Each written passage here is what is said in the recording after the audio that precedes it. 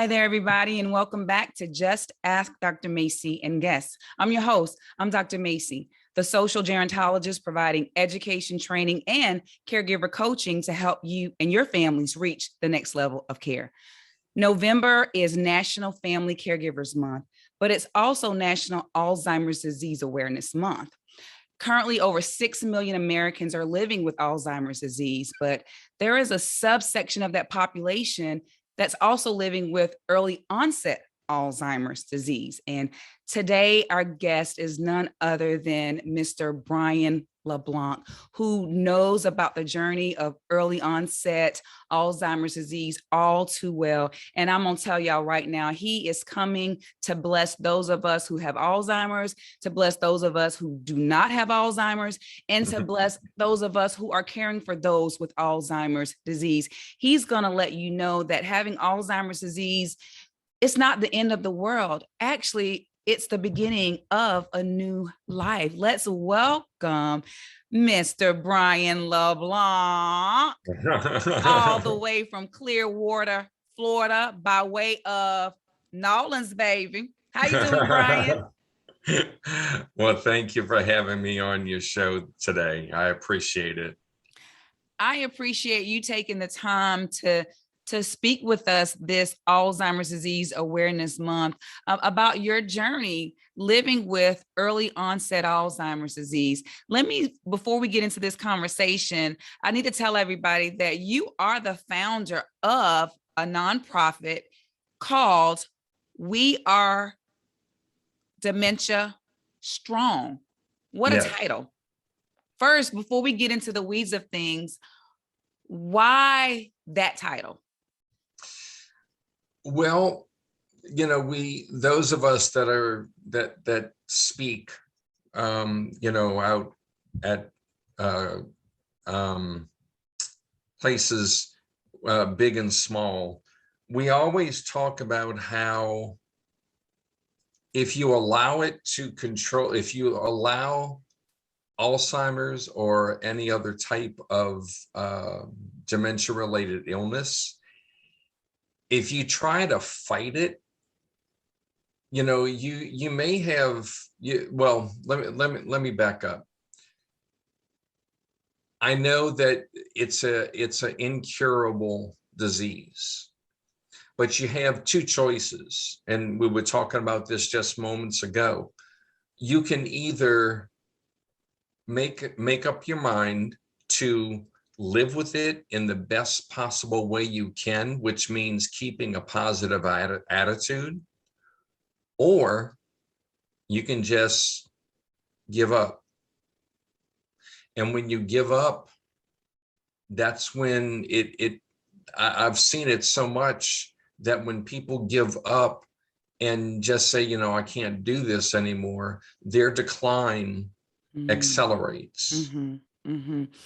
By fighting it each and every day, we retain a lot of our mental awareness as well as physical awareness. Dementia strong, fighting. I mean, you sum that up so well. And when you're fighting something, I mean, when you're in a battle, mentally, what are you saying to yourself when you're in a fight with someone? Now, I mean, I can't fight. I used to lose all my fights in high school. Look, Brian, I'm from the country, so we get in a fight at school. The very first thing my daddy says is, "Did you win? Did you win?" And usually my answer is, "No, sir." But when you're in a fight with someone, you're fighting to win. Yeah. How stimulating is that to know, even though they say, right? And the science says at this point, there you go. At this point, the infamous there's no cure for it. Right. But that doesn't mean to lay down, and you're not laying down at all. No, because I know, you see, from an early age, going back to my great grandmother, whom I didn't know. I mean, she was born I believe in the 1800s. And she was the first one in the string of people living with dementia, so forth. She was the first one to have what they now call Alzheimer's. But back then, they called it senility or hardening of the arteries, or, all kinds of different things. Well, her son, which was my grandfather, he developed Alzheimer's disease back in I'm going to say in the 80s, I believe, in the early 80s. And we didn't know what that was. We never even heard the name Alzheimer's. So we looked it up in our Funk and Wagnall's encyclopedia. Yes. That was the Google, the manual Google place you had to go to. So but we looked it up to see what it said. And then basically at that point, it just said that it's the disease of the brain, which causes forgetfulness and ultimately death. And so at that point, we knew what was going to happen, or what we thought was going to happen with my grandfather. And which he passed away in the 80s. And then my mother, his daughter, also came down with Alzheimer's, and that was during Hurricane Katrina. Oh. So they had to evacuate from home and go, up where it was safe. And that's when my mom really started showing signs, because she was in a place that she did not know. Right. She didn't know where anything was. She wasn't at home in her kitchen, because she knew where everything was there. But this was like something totally new. And so she went downhill pretty fast, but not as fast as my father did. My father had vascular dementia. Okay. And so we still don't know where that came from in the family line, but he had vascular issues. And he had to have a quintuple bypass. Oh, wow. So after that, he came down with the vascular dementia. He actually passed away before my mother did. And so, then we watched my mother go, I call it going away. I don't like to say that she was dying or that she was anything else, but just watching bits and pieces go away. And that was so hard to watch, because if you think about it, you have a family member or a friend or whatever, they have a terminally, that's hard to say. I know. Terminally, disease. And what the end game is, but there's nothing that you can do as far as changing things. But the one thing you can do is still communicate with them. And that's one thing that we never did stop doing with my mother, is we always communicated with her, even when she was in her later stages. And when I would go visit her, we had a bond. I'm the youngest of five. Oh, yeah. That young bond. Exactly. And as my brothers and sister call it, the spoiled bond. They're just haters. They were jealous, So, but I would go visit my mom, and most of the time I found her sitting in a hallway in a wheelchair, dirty nightgown. Just it was so unbelievably difficult to see her because she took such great care of herself. Yeah.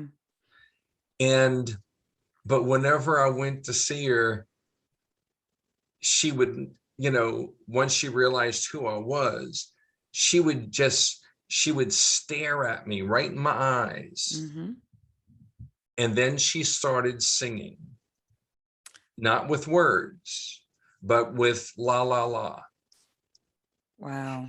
What I didn't realize was that she was testing me to see if I could come up with the name of the song. Smart lady. And so she would do the la, la, la, just staring at me. And all of a sudden it would hit me. And it's usually something that was from The Sound of Music, or Mary Poppins,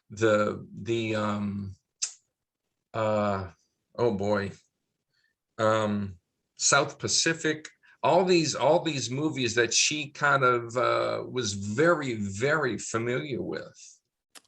And when I got the name of the song right, she just broke out in this big old smile. Oh, wow. It's And all so about the moments. Yeah. So that's how I knew that we were communicating, not in words, but in sounds. Yeah. And that was okay with me. You brought up a very pivotal topic, and that's communication. Yeah. A lot of families, not only families, but professional caregivers, because you work in a memory care community, or simply because you work in the home with someone with dementia or Alzheimer's, that doesn't mean you know what you're doing, right? Exactly. And so I find myself being very critical of carers when they don't continue the communication. Now, I'm very empathetic in that maybe they don't understand because they're focusing on the behaviors of the person, or they're focusing on their fears because they don't know what to say or how to say it. It might not make sense. I might not get them what they need. And the point that I drive home, whenever there are any behavior challenges or anything untoward happens, I always go to, how are you communicating with him? How are you communicating with her? What words are you choosing to use? What does your body language say? How is the temperature, right? Mm-hmm. I know it's important, but coming from you, Brian, how important is communication and continued communication in the life of someone who's living with Alzheimer's, but also the caregiver? Because when that communication is not connecting, then it's stressful on both parties. Right. Yeah. That's one thing that I noticed from right after I was diagnosed. I was diagnosed in 2014 with early onset Alzheimer's. And then I was diagnosed in 2019 with vascular dementia. So I had the Alzheimer's from my mother, the vascular dementia from my father. And I use social media just like you do. And I thought to myself, I'm only 54 years old at that time. Right. And I thought, how many people don't know that somebody my age can all of a sudden have this diagnosis of Alzheimer's? So I put it on Facebook, and it was somewhat the same words I just said. And I received mixed messages and so forth. And the ones that had a family member that already had passed away or was in, early stage, late stage, whatever you want to call it, they knew about it. And they knew how devastating it was, not only to the person that's living with it, but their family, their care partners, and most of the time, the care partner is a family member. Yeah. So I just took to the Facebook. I can't believe I just said the Facebook. Look, Brian. I know. That's almost like the Walmart, the Kroger. I know. I went over to the Walmart and right. Yeah. For those of you that are listening, I am very sorry for doing that. I took to Facebook and laid it out for everybody as far as what my experience was and so forth. I lost, I can't tell you how many friends that I used to keep in touch with. It got to the point where I hadn't heard from anyone. So I would call them. And the thing is that they still were very, very hesitant to talk to me. And so I asked them, I said, what's going on with you? You don't talk to me. Why is that? And the response was, well, what if you don't understand what I'm saying? And I said, well, you can always help me understand. You might have to recite whatever your question or statement was. But if I don't understand, don't just count me out. That's got to be something that we have to have. It's a two-way street here, but my street is a little bit more difficult to cross.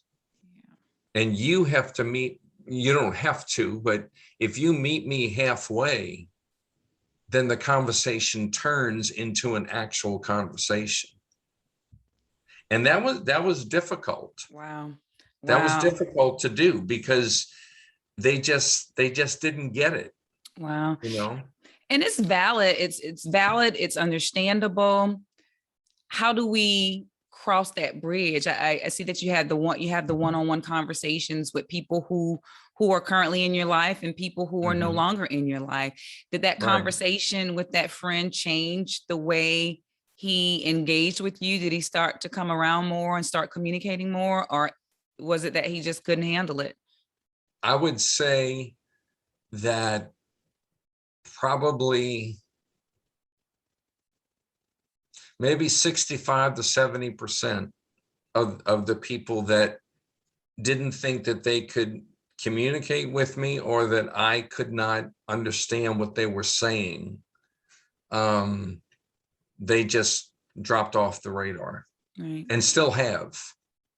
And how do you feel about that? I know I can tell you how I think I would feel about that, but I want to know how does that make you feel? Makes me feel as if I don't matter. Yeah. It feels like, that everybody is abandoning me. Mm-hmm. Not that I'm looking for sympathy, because I never have. After my diagnosis and so forth, I never did do the, oh, poor, pitiful me. Woe is me. Mm-hmm. Instead, I did what we just talked about in the intro, is that I just decided that I'm going to live well. Yes. Yes. And that, I believe, is what saved me during the time that I was living on my own. Mm-hmm. Until Maureen came into my life. So now who is this special Maureen? This special Maureen is both my wife and my care partner. Yay. So now she is also a certified dementia advocate. And she helps people like myself and their families to, when it comes time for them to go into a care community, she works with them every single step of the way. Yeah. To make sure that the finances are covered, the wants and needs of the person that is going into the care community. Information goes with them so that when they talk to the staff and so forth, they can tell a little bit about, who this person is, what are their likes and dislikes. Right. Because, imagine going to a place that you've never been before. Mm-hmm. And say, for instance, they bring you, they don't give you a choice. They'll come in there and say, okay, it's time for bingo, and they'll bring you out and they'll put you in the place where everybody else is. Mm-hmm. And the question is, how would you like if somebody did that to you? That's right. That's they just throw you in there. And so one of the things that I did is I made a video, and it is a video to my future care partners. Oh. And so what I've told them is my favorite thing in life is music. I love music. I listen to music every day. But I also use it as a way of getting rid of my brain fog. Yeah. Some days it's non-existent. Other days it's like very, very thick. Mm-hmm. Other days it's moderate. You never know what you're going to wake up to. Right. Every day is a new experience. Exactly. Some people say every day is a new challenge. I say every day is a new experience. Yeah. I don't want to say that every day is a challenge, because, well, let me put it this way. Sometimes it is. Mm-hmm. Okay. But you have that choice of, you either going to sit in it, or you're going to fight it. That's right. Now, if you sit in it, then you have a long day ahead of you. Got a long look, and your care partners. Exactly. And look, there are days where I wake up in a very, very thick fog, and Maureen will ask me a question. That's kind of where she gets her balance of where I am in the great scheme of things. And I'll try to answer her, and it just comes out mumbo jumbo. Mm-hmm. And so many of my friends, they laugh at me, and they said, you mean you can't talk? Oh my God. What a day. Brian's not talking. That's what they would say about me, Exactly. But so she gets that kind of like that temperature of where I am, but then I get very agitated during that time. Mm-hmm. Because I want to talk. I want to talk to her, or I want to do things, because in my mind, I can still do things. Yeah. But in reality, I have no business doing that thing that I want to do, because it always ends up in me getting unbelievably angry. Mm-hmm. And I'll just admit that somehow the pieces that I'm trying to put together end up on the other side of the room. I don't understand how they get there. Oh, no But I wonder. think a little gremlin comes and moves everything, Hmm. because it's not me being Yeah, angry. I know. You know. I have some of them running around here too. Brian, so this is a great question I want to ask you, and I get this asked all the time as a gerontologist. I have family members, offsprings, children, and close family members of loved ones who may have developed a progressive type of dementia, and they ask this magic question. They Okay. say, "Do you think I should get tested?" What would your response be to that? I would, all right, here's a story. Okay. I was at a wedding of, it was a friend of mine that I worked with, and his daughter was getting married. And so, we went to the wedding, went to the reception, and during the middle of it, he said, "Hey, I got a question for you." I said, "Okay." He says, "Well, look, let's go over here." And I said, "Okay." And I kind of knew, and when he said that, I thought to myself, all right, he's going to ask me something Alzheimer's related. And so I said, "So what's up?" And he says, "I lost my keys the other day." I said, "Really?" And he said, "Yeah." He says, "I looked up and down and everywhere, and I never could find them." And so I said, "Well, let me ask you this question." I said, "Did you ever find them?" And he goes, "Oh, yeah, yeah." He said, I said, where were they?" I said, "But well, better yet," I said, "Did you find them either in the freezer or the microwave?" And he just stared at me and he says, "What?" I said, "Did you find them in the microwave or, in the freezer?" And he goes, "Well, neither. They were sitting on my dresser, buried under something else, and I just couldn't find them." And he says, "Why'd you ask me that?" I said, "Because of the fact that I have put things where they just don't go. Mm-hmm. So when I go back to try to find them, they are not there. That thing that I'm looking for is not where it's supposed to be." And then I get angry because I thought someone else did it. Took them. Mm-hmm. Yeah. Mm-hmm.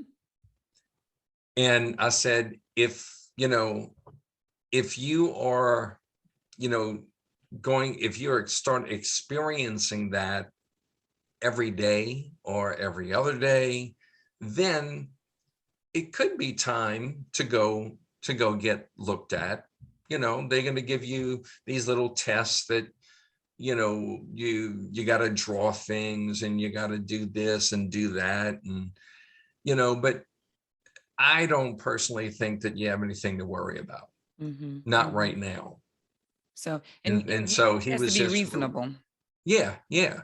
So, and I just tell them, I talk to them normally. I'm not trying to gloss it over, and I'm not trying to make believe that they're not having an issue, because they just may be having the beginnings of an issue.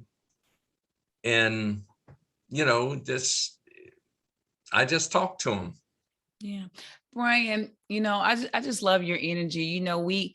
We connected only one time and it was like bypassed. Like you were doing your thing, but I was over here like, he is cool as all get out. I said, I wanted to talk to you on my platform, Yeah.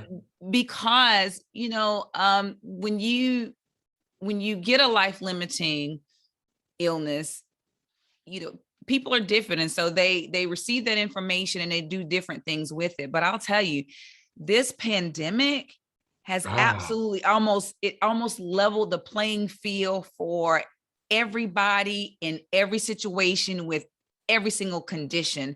And I believe Yes. everyone has thought about end of life, and how do you prepare for that? What would you say to caregivers who are caring for someone with early onset Alzheimer's? And what would you say to those who are living with early onset Alzheimer's? You talk about during the pandemic? In general, because we're going to get over this. We're going to get on the other side of it. Okay. And we're still going to be living. Yeah, So exactly. How can they live with quality of living? Well, you don't go from nothing to end stage. You don't do that in a day. That will take sometimes years. I have a friend of mine who lives up in Pennsylvania. He's in his 17th year of having Alzheimer's. I'm in, let's see, 15, 16, 17, 18, 19, 20. I'm in my 7th year being diagnosed in 2014. I'm sorry, I had to count on my fingers. Oh, yeah. Don't worry. I'm right there with you. Yeah, but you put your fingers down low. Right. Look, Brian, I know your trick. Look, I sit on your hands.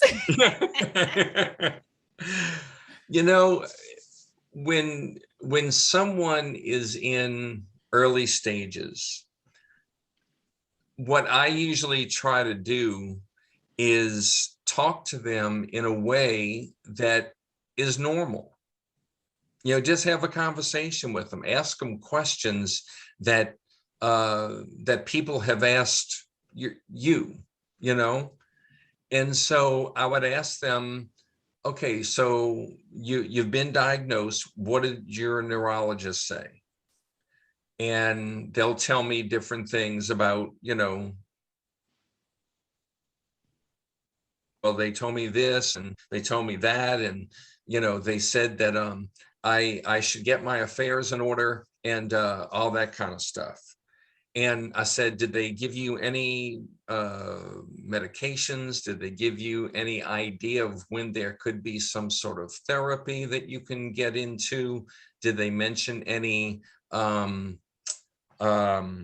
trials that are in your area, so where you can, join a trial that would maybe help you as well as others somewhere down the road? And they said no. The only thing that they told me was, you have what we call early onset Alzheimer's disease. And if I were you, I'd, when you get back home, start working on getting your affairs in order, because I'm not really sure how much time you have left. So that just, and that happened to me sort of. When I got my diagnosis, the doctor came in afterwards, and it's like I'm sitting like, facing the doctor, but he was sitting like this, looking at a wall over there. Wow. Did not make facial contact with me, didn't look me in the eyes, stared at the wall. Wow. And he said, well, judging from what we've seen, you have what we call early onset Alzheimer's disease. And I said, well, what is that? Mm-hmm. I said, I've heard of Alzheimer's because my mother has it, my grandfather had it, my great-grandmother had it. What is this early onset thing? And he says, well, it just means that you are below the age of 65 and you have Alzheimer's.